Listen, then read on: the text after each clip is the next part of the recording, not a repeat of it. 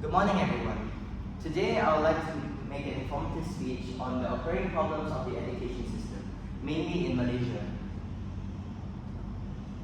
Education is the foundation of success.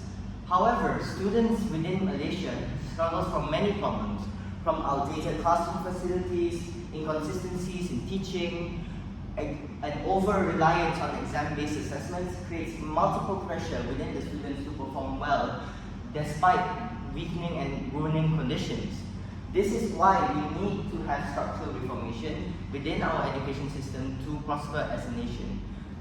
Today I will have three problem statements that I would like to show, and also two psychological concepts to relate to why this is happening, which is why there won't be any solutions. It is just informative speech.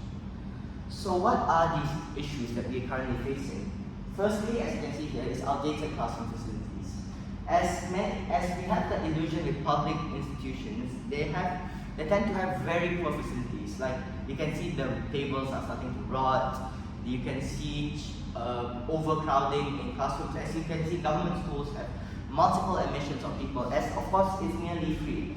So of course, many disadvantaged backgrounds. For example, in Malaysia we call M40 and B40. So you can imagine 80% of them are under that level. Of course, they'll be sent to public schools. This creates overcrowding, especially within big city areas. I can understand this, as I'm the only school of private within my family, but both my brothers came from public schools. So I am definitely privileged to not have to go under to have this.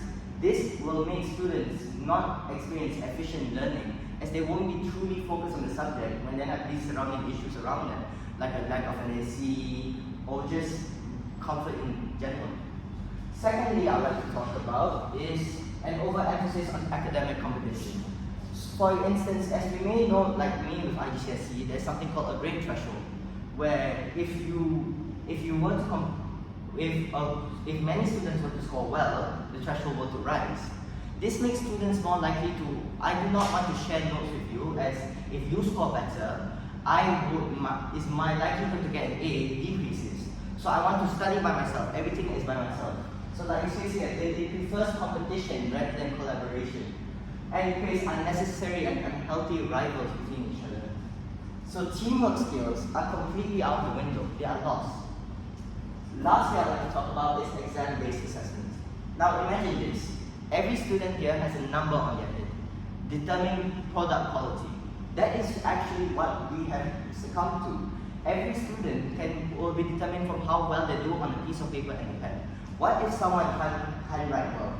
That would just make them lose marks purely because of their hand, which is something they can't really control, which overlooks a student's true potential and their ability to critique, and they get criticized when they cannot do their exams well enough.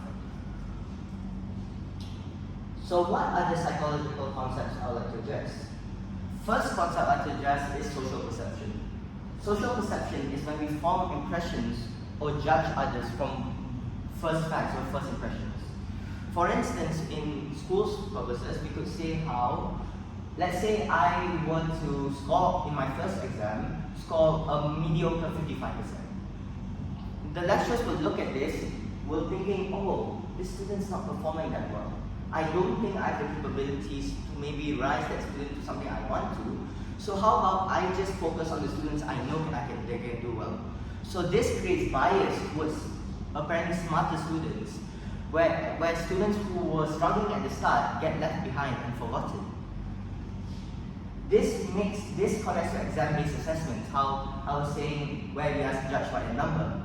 So purely because even if a student has a lot of knowledge in this topic, just because they poorly perform in their first assessment, for example, it happened to me in my business law assignment, this creates the illusion that this person will be labeled as dumb or stupid, and the one that maybe copied someone and flunked out a 90 will be seen as smart. The second concept I like to talk about is social influence via conformity. Social influence via conformity is when people change their ambition or their behavior to fit into a society. So for instance, we can talk about how academic competition. Academic competition happens when you don't want to talk with each other, like I said earlier, right? You want your best only for yourself, a bit of greediness in there. So when there is social influence, that it creates where students will prioritize memorization. Because as they know, all I have to do is remember the topic, remember what I have to remember, or what the theory is about, for example. So because of this memorization, a student doesn't necessarily need to understand the topic. It's just, social conformity is blah blah blah, I write it down. That's it. So it doesn't really test or understands the student's true understanding of its entire theory. So this creates peer pressure also, which influences students' study habits, where they only want to study alone. Like we can see in Taylor's library, how there is no one talking to each other. It's just cubicle after cubicle after cubicle, which is honestly sad to see. Which is why I think schools should really balance collaboration and teamwork rather than prioritizing self-memorization.